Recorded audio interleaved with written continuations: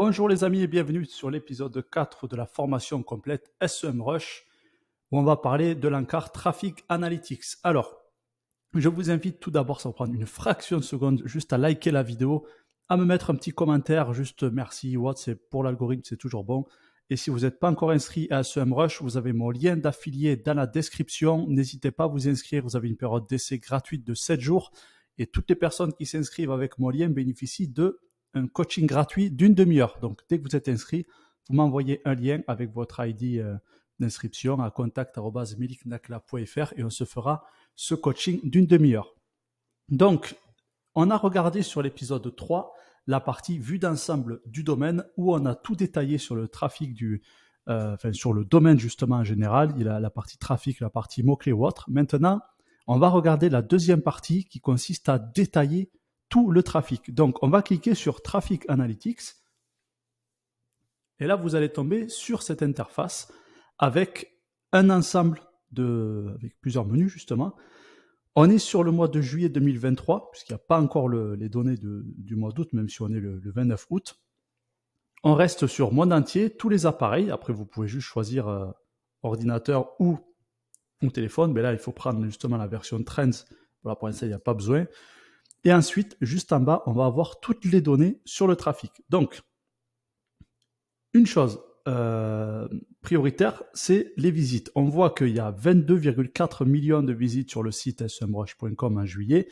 Et on voit qu'il y a une augmentation de 21,56%, soit 4 millions de visites en plus par rapport à juin 2023.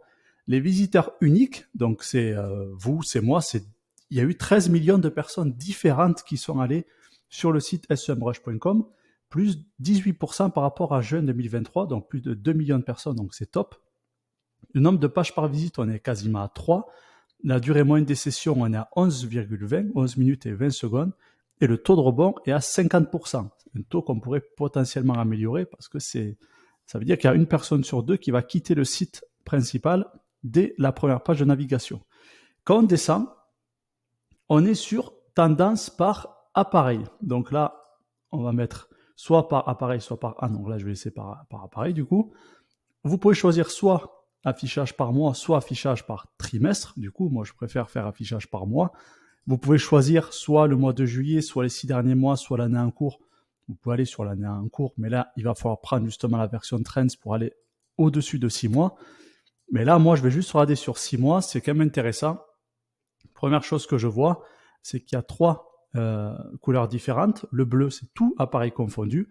Vert, c'est ordinateur. Et orange, c'est mobile. Donc, le bleu, c'est le vert plus l'orange. Du coup, sur tous les appareils, on voit qu'il y a une tendance à la hausse. Je parle un peu comme à la bourse. On voit qu'en février 2023, on était à 14,6 millions d'internautes sur le site.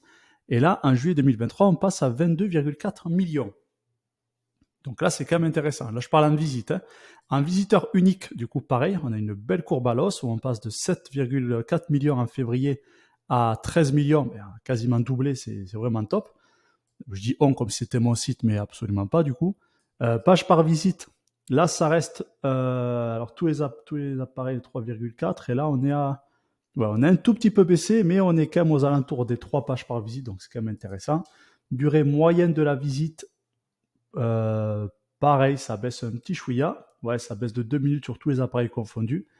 Et le taux de rebond, tout appareil confondu 46%, et à la fin on a 50, le taux de rebond augmente un tout petit peu, donc c'est quelque chose à corriger.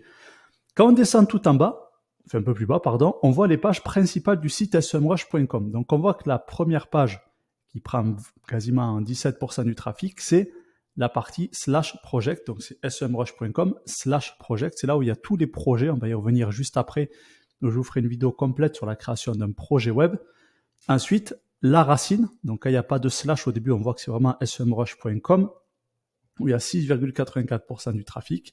Et ensuite, il y a toutes les autres pages. Et quand vous cliquez sur lire le rapport détaillé, vous voyez vraiment toutes les pages précisément. Et là, ce qui est intéressant, c'est se mettre à la place d'un vrai marketeur, c'est regarder vos concurrents en fait. Toutes les stats des sites de vos concurrents, page par page, dossier par dossier, comme ça vous regardez vraiment les pages principales de vos concurrents. Là ensuite, juste à droite, c'est la part de trafic, soit ordinateur, soit mobile. Et on voit que 62% du trafic est fait sur ordinateur. Donc ça veut dire qu'il y a quasiment 2 internautes sur 3 qui naviguent depuis l'ordinateur.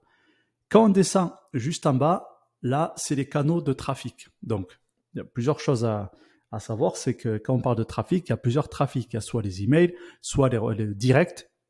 Direct, c'est le fait de taper directement semrush.com dans sa barre de recherche. Vous allez avoir le référal. Référal, c'est quand vous avez un lien sur un autre site qui parle de SEMrush, vous cliquez dessus, vous tombez sur le site. La recherche organique, c'est le SEO, le référencement naturel. La recherche payante, ici, recherche payante, c'est toutes les pubs qu'il peut avoir sur Internet. Les réseaux sociaux en recherche naturelle, les réseaux sociaux payants, parce qu'en fait, la pub sur les réseaux sociaux. Réseaux sociaux naturels, c'est le fil Facebook ou autre. Les emails, c'est toutes les campagnes emailing qui peuvent contenir un lien vers un SEMrush. Et ensuite, les annonces display, pareil, c'est des annonces publicitaires comme Google Display, c'est des bannières publicitaires, vous pouvez voir sur d'autres sites. Là, quand on est ici, on voit que la majorité du trafic, on prend l'exemple du mois de mars, à 53%, c'était du trafic direct. Ça veut dire qu'il y avait un internaute sur 2 qui tapait directement semrush.com dans la barre de recherche. 24,79%, c'est le référencement naturel. Référal, 10%. Ça veut dire qu'il y a un internaute sur 10 qui clique directement sur un lien qui est présent sur notre site.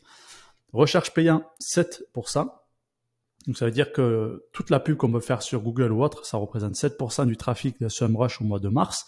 Et les emails, 1,9%. Et ensuite, c'est les réseaux payants, réseaux sociaux payants, annonces display, etc.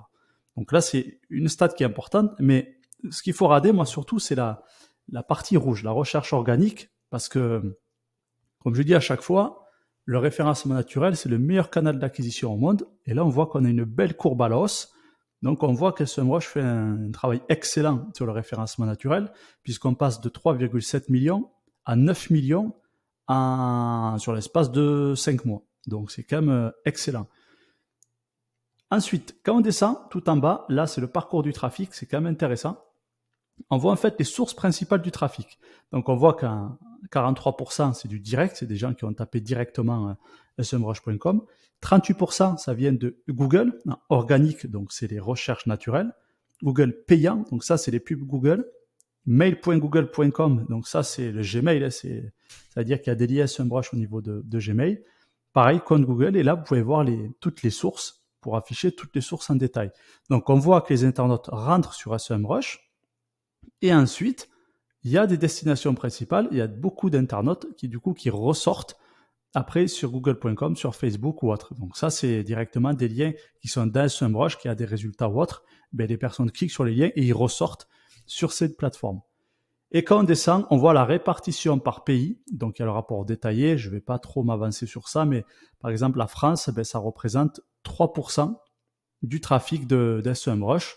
Et on voit que la majorité du trafic en France est fait sur l'ordinateur à 85%. Alors qu'en Inde, par exemple, c'est totalement l'inverse. On est sur 61% du trafic qui est fait sur le portable. Donc là, ne me demandez pas pourquoi. C'est lié au pays, c'est lié au mode de consommation, au mode d'utilisation des téléphones ou autre. Donc on voit clairement qu'en Inde, on utilise beaucoup plus le téléphone que l'ordinateur.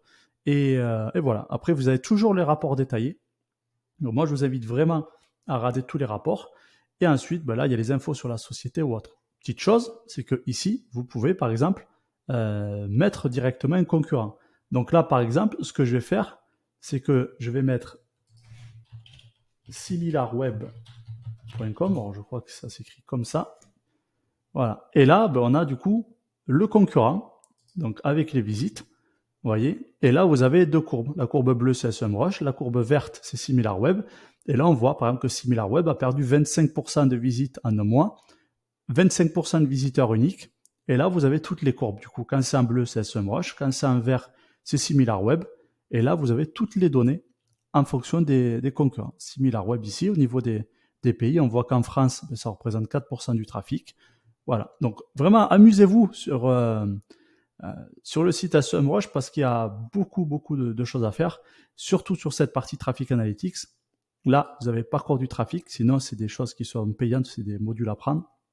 Et là, vous avez toutes les données vraiment précises sur le nom de domaine. Du coup, nous, on a mis semrush.com, mais je vous invite à mettre votre site et regarder aussi les sites des concurrents Comme ça, vous allez déjà avoir une meilleure idée de ce que font vos concurrents et surtout par quels moyens ils ont les internautes sur leur site. Donc, la prochaine vidéo, c'est sur la partie recherche organique, toujours sur la partie recherche de concurrents. J'espère que vous avez apprécié cette vidéo. N'oubliez pas de me mettre un petit avis 5 étoiles sur Trustpilot. Vous avez le lien dans la description. De liker la vidéo, mettre juste un petit commentaire, même si c'est juste un petit salut ou autre, ça me fait toujours plaisir. Et même pour l'algorithme, c'est toujours un plus, puisque je vous fais que des formations gratuites sur YouTube. Et en attendant, je vous souhaite une bonne journée, une bonne soirée et surtout, portez-vous bien. Ciao, ciao!